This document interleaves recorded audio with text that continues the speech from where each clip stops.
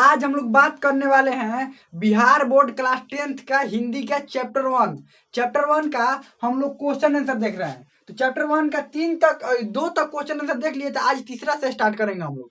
जो chapter one है हिंदी का, जो चैप्टर वन है क्लास 10 का, उसका हम ये क्वेश्चन नंबर 3 से स्टार्ट करेंगे।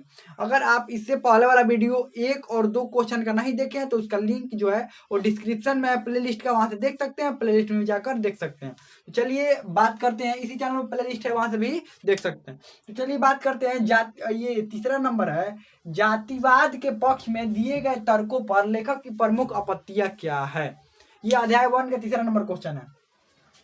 जातिवाद के पक्ष में दिए गए तर्क, देखिए इसको ध्यान से समझना होता है, समझ लीजिएगा ना तो याद करने की जरूरत नहीं है। एक बार समझ लीजिएगा, दूसरों को भी समझा सकते हैं। देखिए ऐसे समझिए कि दूसरे को भी समझा दे, ये नहीं कि खुद समझ में आ नहीं रहा है दूसरे को समझाने लग रहा है। तो ये ऐसे समझिए कि दूसरों को भी समझा सके। तो देखिए जातिवाद के पक्ष में दिए गए तर्कों पर लेखक की प्रमुख आपत्तियां क्या है। ये क्वेश्चन पूछ रहा है कि जो जातिवाद पर तर्क जो दिया जाता है कि कार्य कुशलता के लिए जातिवाद आवश्यक है, तो इस पर लेखक की आपत्तियां क्या है, क्या समस्या है, क्या दिक्कत है, लेखक को इस बात से क्या दिक्कत है। देखिए लेखक को क्या क्या दिक्कत है।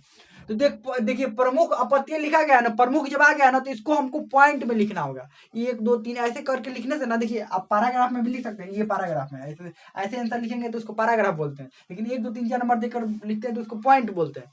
तो देखिए पॉइंट में अगर लिखते हैं ऐसे क्वेश्चन को, प्रमुख जहां पर लिखा रहेगा वो थोड़ा ज्यादा नंबर मिलता है, पैराग्राफ वाला थोड़ा कम, मतलब मिलता है नंबर लेकिन थोड़ा सा कम होता है। तो ये पॉइंट में लिखेंगे। अब देखिए लिखेंगे क्या, जातिवाद के पक्ष में दिए गए तर्कों पर लेखक की प्रमुख आपत्तियां निम्न है। निम्न है, अब लिखना शुरू करेंगे यहाँ से 1 नंबर में, क्या आपत्ति है, क्या दिक्कत है, क्या समस्या। जाति प्रथा में श्रम विभाजन के साथ साथ श्रमिकों का भी विभाजन होता है। इसी से लेखक को दिक्कत है कि जाति प्रथा में ये काम का तो विभाजन होता है, श्रम का मतलब होता है काम, और श्रमिक का मतलब काम करने वाला जो मजदूर होता है वो श्रमिक होता है।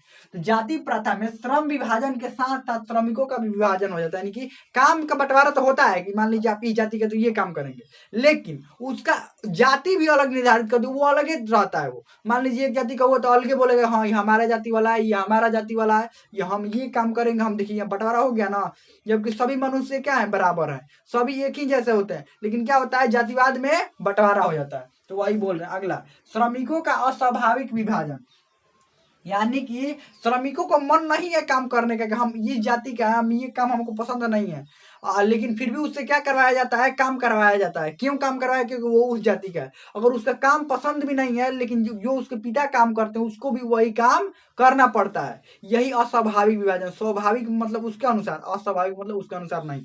ये बात कब की हो रही है, ये आजादी की पहले की बात हो रही है, उस समय ये सिचुएशन था, लेकिन अब तो उतना ज्यादा दिक्कत नहीं है, उतना वैसा सिचुएशन नहीं है। तो चलिए ये उस समय की बात, श्रमिकों का अस्वाभाविक विभाजन। और उसके बाद तीसरा नंबर है, इसके विभाजित वर्ग का ऊंच नीच का भेद, यानी कि जब विभाजित वर्ग हो जाता है तो जाति में भी ऊंच नीच का भेद हो जाता है। जो काम करते हैं वो काम में ऊंच नीच का क्या होता है, भेद हो जाता है। यही लेखक की जो है प्रमुख आपत्ति है। जाति प्रथा में श्रम विभाजन के साथ साथ श्रमिकों का विभाजन होता है, श्रमिकों का अस्वाभाविक विभाजन, और इसमें ऊंच नीच का भेद हो जाता है। उसके बाद 4 नंबर क्वेश्चन भी समझना पड़ेगा। देखिए जाति भारतीय समाज में श्रम विभाजन का स्वाभाविक रूप है। क्या है, स्वाभाविक रूप है। रूप क्यों नहीं है, स्वाभाविक रूप क्यों नहीं कहा जा सकता है। देखिए आप ध्यान से क्वेश्चन समझिए, जाति भारतीय समाज में श्रम विभाजन का स्वाभाविक रूप क्यों नहीं कहा जा सकता, मतलब कि श्रम, जाति जो है, जाति के आधार पर श्रम का विभाजन क्यों नहीं होना चाहिए, काम का विभाजन क्यों नहीं होना चाहिए। तो देखिए यही बताया गया इसमें, क्यों नहीं होना चाहिए, क्योंकि यह मनुष्य के रुचि पर आधारित नहीं है। यानी कि जो जाति के आधार पर जो भी श्रम का विभाजन, काम का विभाजन होता है, और मनुष्य के रुचि पर आधारित नहीं, यानी कि उसके मन पर आधारित नहीं कि मनुष्य क्या करना चाहता है और क्या करने लगता है। जाति में जो रहेंगे वही ना काम करना पड़ जाता है, तो उसकी रुचि पर आधारित हो चाहे ना, वो काम करना पड़ता है, तो वही उसकी रुचि पर आधारित नहीं है।